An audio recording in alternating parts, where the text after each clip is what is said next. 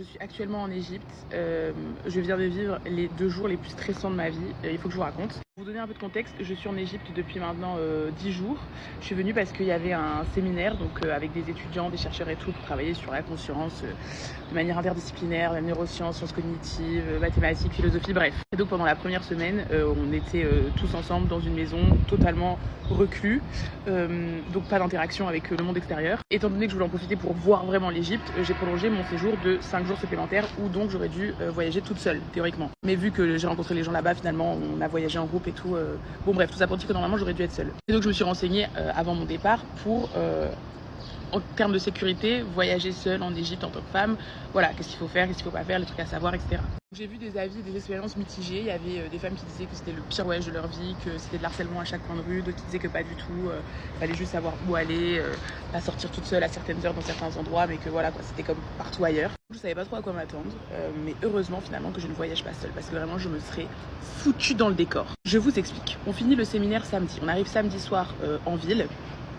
Donc on est en groupe, on prend une auberge de jeunesse et tout. On sort, c'est la fête, parce que c'est encore le ramadan du coup.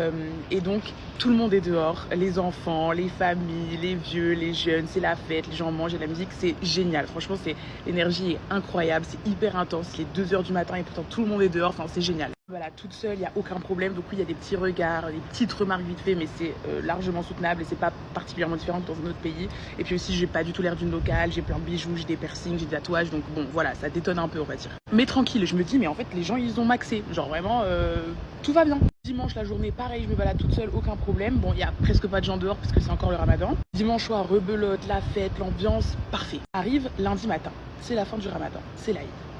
Je sors avec 2 autres copines, donc on est 3 filles. Il est 10 h du matin, on sort pour aller prendre un petit déjeuner. Dans la rue, il n'y a que des mecs. Il n'y a pas de femmes, il n'y a pas de jeunes filles, il n'y a pas de famille, il n'y a pas de vieux. Il n'y a que des mecs de 12 à 20 ans. À peine on a franchi les portes de l'auberge de jeunesse, ils arrivent. Bon, au début, on en rigole un peu. Voilà, c'est des adolescents, ils sont là à faire des blagues de kéké et tout. On est en mode stop, laissez-nous tranquilles, allez jouer quoi. Et en fait, il commence à être de plus en plus. Jusqu'à au moins une trentaine de mecs qui sont autour de nous, qui nous font des remarques, qui crient, qui rigolent, qui se moquent de nous, qui disent des trucs indécents. Donc, un peu bizarre. Donc, on se dit, on retourne dans l'auberge. On va pas, parce qu'on devait attendre d'autres personnes qui devaient sortir. Donc, on se dit, on n'attend pas ici. On est un peu déboussolés. On est en mode, mais qu'est-ce qui vient de se passer? Parce que c'est vraiment bizarre d'avoir d'un coup 30 mecs qui t'encerclent. Mais on se dit, on va ressortir et voilà quoi, on va attendre 5 minutes, ils seront partis, c'est fini. Pas du tout, on ressort genre 10 minutes après, presque tout est fermé, donc on doit chercher un des rares endroits ouverts. Les mecs reviennent, nous suivent, continuent à nous faire des remarques. Ils sont vraiment, on est 3 à marcher et il y a un groupe de mecs qui nous suivent. C'est vraiment, c'est surréaliste. J'avais l'impression d'être dans un jeu d'horreur parce que à chaque fois qu'on passait devant des nouveaux mecs, ils rejoignaient le groupe, ils continuent, enfin c'était un effet de groupe hyper bizarre et hyper malsain. En plus, le fait que c'était des jeunes, c'était encore plus perturbant parce que, genre vraiment, ils avaient pas l'air d'avoir plus de 10 ans.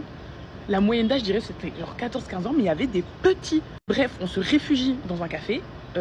Ils continuent à essayer d'entrer. Genre, le gérant du café, il doit leur dire de partir. Ils ouvrent la porte. Enfin, c'était trop bizarre. Vraiment hyper oppressant. Finalement, on doit attendre dans le café au moins 1 heure, 1 heure et demie pour que des mecs de l'auberge qu'on connaît viennent nous rejoindre pour pouvoir nous escorter pour sortir. Parce qu'on ne pouvait pas sortir. Ça devenait trop dangereux en fait. Les mecs nous attendaient en horde. Donc, quand enfin on peut sortir parce que nos potes ils viennent nous chercher pour nous escorter jusqu'à l'auberge, les mecs ils continuent. Bon, ils osaient moins s'approcher, mais clairement ils continuaient. Et carrément, à un moment, ils se sont mis à nous jeter des projectiles. Genre, quand nous on attendait l'ascenseur pour monter dans l'auberge, ils osaient pas rentrer dans le couloir de l'immeuble parce qu'ils savent qu'il y a une caméra de surveillance, que enfin voilà. Mais du coup, ils nous jetaient des trucs, des bouteilles d'eau, ils criaient, ils disaient des trucs obscènes et tout. Enfin, horrible. Le gérant de l'auberge, il a dû appeler la police. Enfin, c'est vraiment. C'était surréaliste. Bref, le soir même, on décide de prendre le métro. Mais on se dit c'est tranquille parce que là, il y a de nouveau plein de gens dans la rue. C'est pas l'ambiance un peu zombie du matin où il y avait que des hommes à nos trousses là. Donc on se dit, voilà, normalement, on ne craint plus rien. Et bah clairement, on n'était pas au bout de nos surprises. On est un groupe de 4 meufs et 2 mecs, ok? Donc on est quand même un gros groupe. Je pense que ça a renforcé notre confiance dans le fait qu'ils allaient pas nous faire chier, mais en fait non. On se dirige vers la bouche de métro et il y a déjà un amas de gars qui viennent se coller à nous. Pareil, ils nous font des blagues, ils rigolent, ils font des bruits de cul, enfin... Mais on se dit, on calcule pas, on va rentrer dans le métro, ils vont pas continuer dans le métro en fait. On arrive aux machines pour prendre un ticket, quand je vous dis, il y avait vraiment, je pense qu'à ce stade, il y avait genre 50 mecs qui nous encerclaient, qui arrêtaient pas de faire des remarques. Parce que du coup, on était avec 2 gars, mais ils calculaient pas les gars. C'était vraiment, ils étaient sur nous les 4 meufs. À la base, le métro était pas rempli, mais là, il y avait tous les mecs qui sont rentrés dans le métro avec nous. Bref, et donc nous, on attend pour payer nos tickets. Donc je suis debout comme ça face à la machine, et il y a un mec qui me touche les fesses.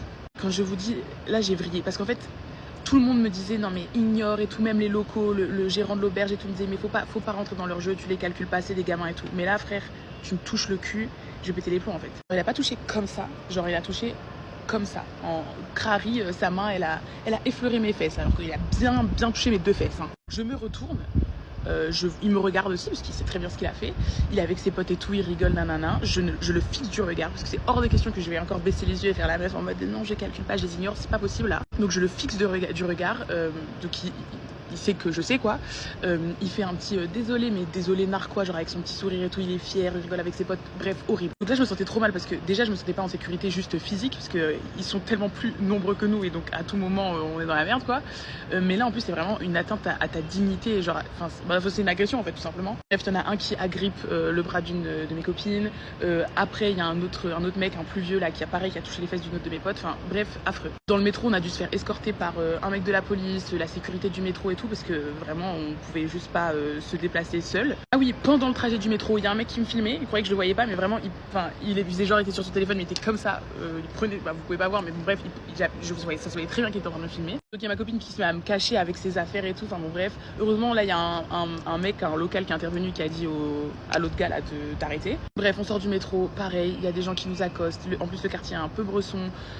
On se sent pas du tout en sécurité, il y a même des gens qui sont venus nous dire partez d'ici, genre ne restez pas ici. Bref, finalement, enfin on arrive à l'auberge saine et sauve, mais c'était une des expériences d'harcèlement les plus intenses et les plus surréalistes que j'ai vécues. Vraiment ça me fait trop chier parce que j'ai tellement adoré le Caire les premiers jours, mais pendant ces 2 jours là, pendant les 2 jours de l'Aïd ou pendant la journée, il n'y a personne d'autre que des gars dehors, c'était un cauchemar sur terre. Donc voilà, pour mes puces qui voyagent solo en Égypte, faites quand même gaffe. Moi je veux pas avoir un discours en mode voilà, n'allez pas dans ces endroits et tout, nanana, pourquoi aller en Égypte, ça sert à... Non, il y a des locaux absolument merveilleux, c'est une culture hyper généreuse, c'est hyper riche, enfin, il y a tellement de trucs à voir, donc ce serait bête de se priver d'aller dans des pays merveilleux comme ça et de rencontrer des personnes merveilleuses. Et malheureusement, oui, en termes de sécurité, en tant que femme, bah... c'est clairement la merde. Alors encore une fois, je sais pas si c'est le contexte spécifique de l'Aïd et du fait que du coup il y avait les mecs qui zonaient dehors comme ça. Peut-être que c'est juste ça, mais ce serait con de ne pas prendre des mesures de prévention et ce serait con de juste avoir un discours de mais non, YOLO, one life. Non, vraiment, faites gaffe. Parce que là, si j'étais toute seule dans ce contexte, franchement, je me serais effondrée en larmes, j'aurais fait une crise de panique. Je n'aurais pas survécu à tout ça en étant seule. Et en plus, je sais pas ce ils se seraient permis de faire si j'étais toute seule. Encore une fois, là, on était dans des groupes de 3 voire 6 et pourtant, c'était horrible. Donc si j'étais seule, mais...